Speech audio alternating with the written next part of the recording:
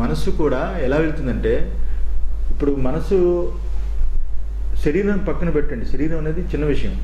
మనసు బాగా విషయాలతో ఆలోచనలతో అలిసిపోయి ఆ అలసటిని వదిలించుకోవడానికి నిద్ర అనేది పొందుతుంది. నిద్ర అనే దానికి డైరెక్ట్ అర్థం ఏమిటి అంటే తామసము అని అర్థం. తామసము అని అర్థం.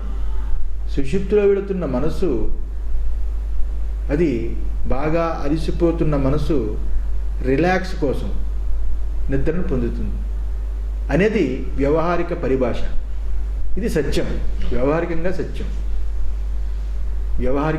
మనసు తామసం.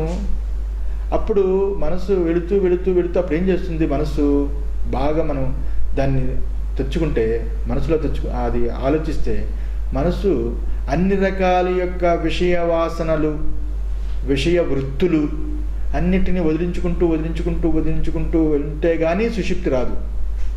సుషుప్తి రావాలి అంటే ఇప్పుడు మనం పడుకున్న సమకాలంలో మనకి అనేక రకాల ఆలోచనలు అనుకోండి, బద్ధకంగా ఉంటుంది, తలనొప్పిగా ఉంటుంది, నిద్రపోవాలని కోరుకుంటుంది, కానీ నిద్ర పట్టదు. ఎందువల్ల? ఎన్నో విషయాలు మనకు వదలటం లేదు. నిద్ర ఎందుకు పట్టదు? ఆరోగ్య సమస్య కాదు, మానసిక సమస్య. మానసిక సమస్య అంటే ఆలోచనలు వదులుతడం లేదు. ఆలోచనలు పట్టుకుని నిద్రకి వెళ్తున్నాడు. చిన్నపిల్లలు చూడండి, ఇట్టే పడుకుని పోతారు. 70 ఏళ్ళ ముసలివాడు చూడండి, తొందరగా పడుకోలేడు అంటే అక్కడ అర్థం ఏమిటి? 70 సంవత్సరాల యొక్క ఆలోచనలు, ఏదో ఒక ఆలోచన వల్ల అక్కడ రుద్దుతూ ఉంటుంది.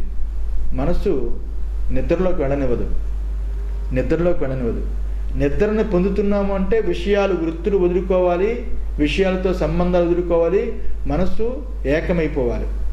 మనస్సు పూర్తిగా విషయాన్ని వదిలినప్పుడు కేవలం మనస్సు ఒక్కసారి వ్యవహార దృష్టితో చూస్తే తమస్సులో లీనమవుతుంది.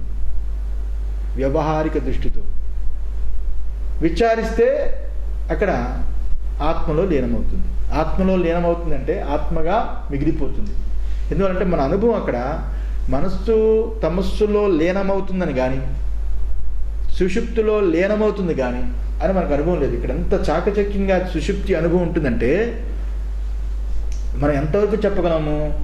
మనస్సుకి ఆలోచనలు ఉన్నంత వరకు నిద్ర పట్టదు. నిద్రపోదామనుకున్నా బద్ధకము, దానికి సంబంధించిన గుణాలన్నీ ఉన్నప్పటికీ, తామస గుణాలు ఉన్నప్పటికీ మనస్సు నిద్రపోదామనుకుంటే, మనస్సులో ఆలోచనలు ఉన్నప్పుడు నిద్ర పట్టదు.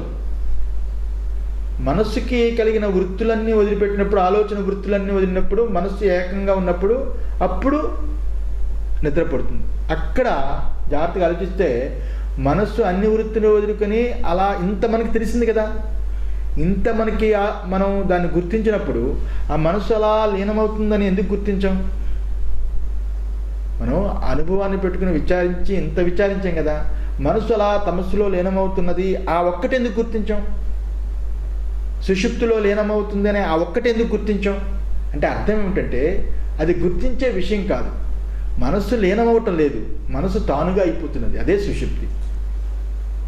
తెలియనప్పుడు అది తమస్సు, తెలిసినప్పుడు విచారిస్తే అది ఏకమైపోతున్నది, తానుగా మిగిలిపోతున్నది.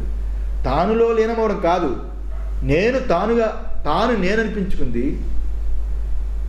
ఆలోచన వృత్తులన్నీ వదిలినప్పుడు ఈ నేనే తానై ఉన్నది. వివేకంతో విచారించినప్పుడు ఈ నేను తానుగా అవడమే సుషుప్తి. విచారం లేనప్పుడు ఈ నేను తమస్సులోకి వెళ్ళడమే నిద్ర. వాళ్ళకి నిద్ర అయి ఉన్నది, మనకి సుషుప్తి అయి ఉన్నది. సుషుప్తి ఏకస్వరూపం, అంతేగాని లీనమవడం కాదు. అర్థమైందా? అక్కడ వీళ్ళు ఏమనుకుంటారంటే లీనం